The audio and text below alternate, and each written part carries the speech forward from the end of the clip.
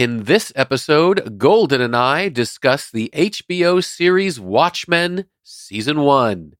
Full speed ahead.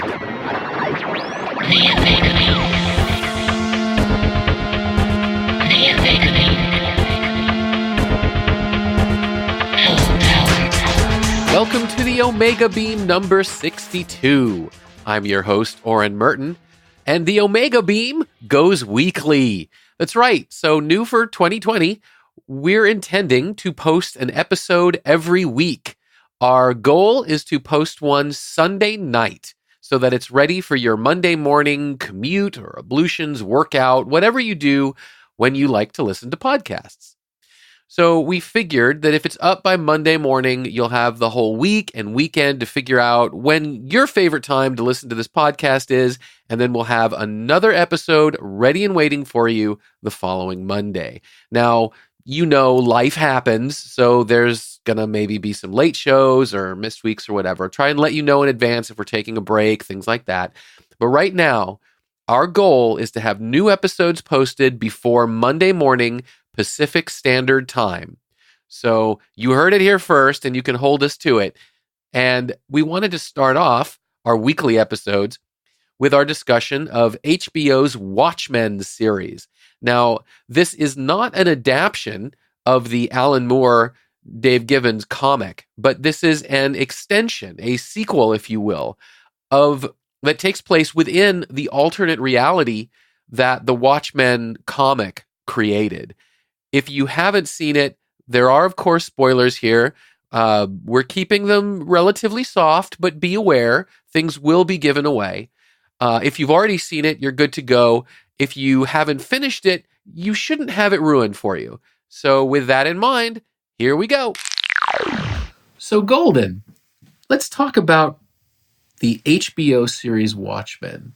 And like I've started with other episodes, what is your relationship to the source material? So I did not read the original graphic novel.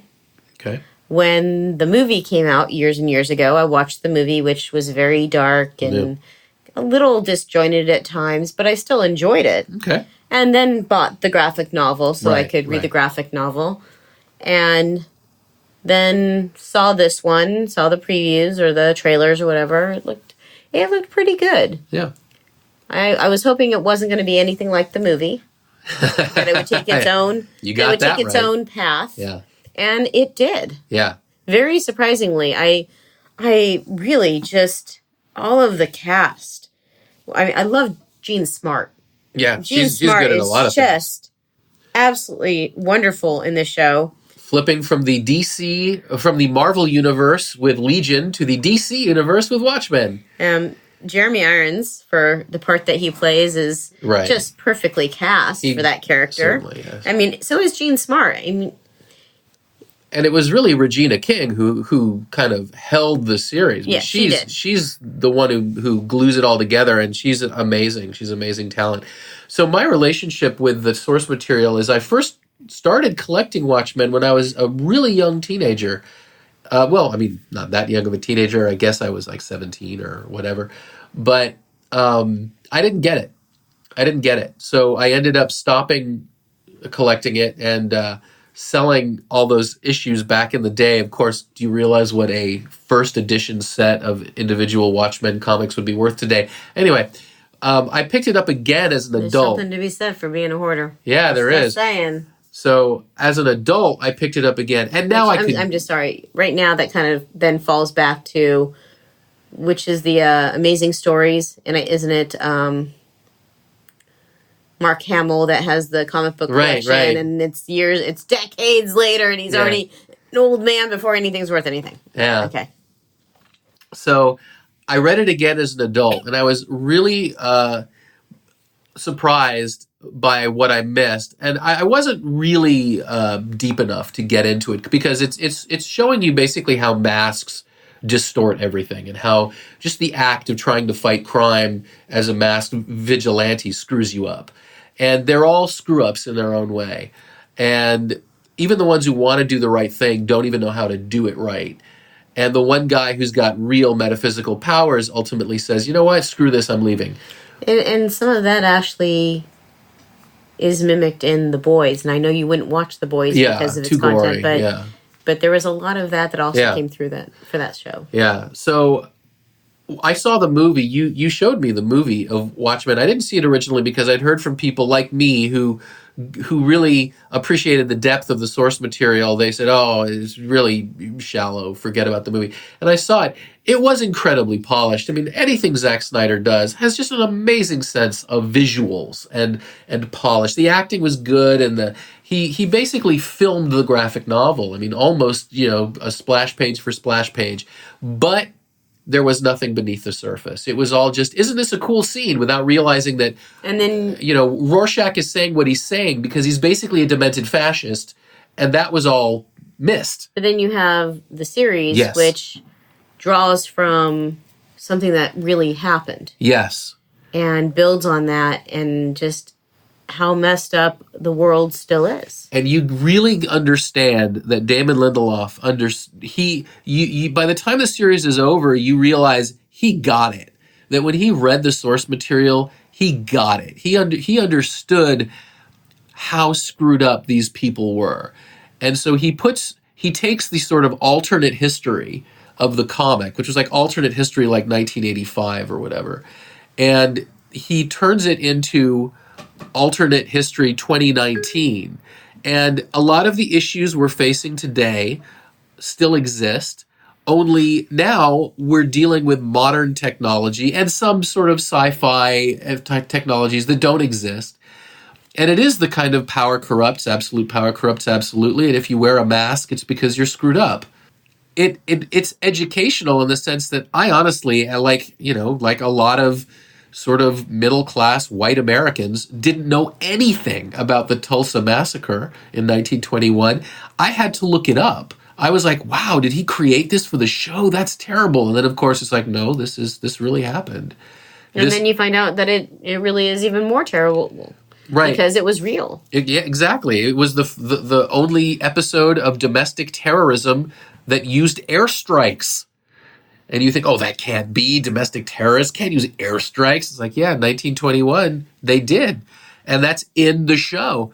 It's put there. Damon Lindelof had said that incident was what made him want to do this series.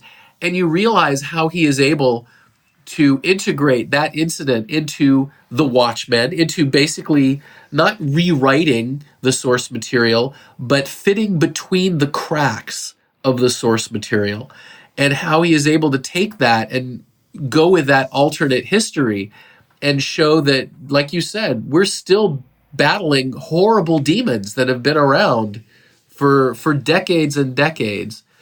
And we're doing it with a lot of Easter eggs and with characters that we love.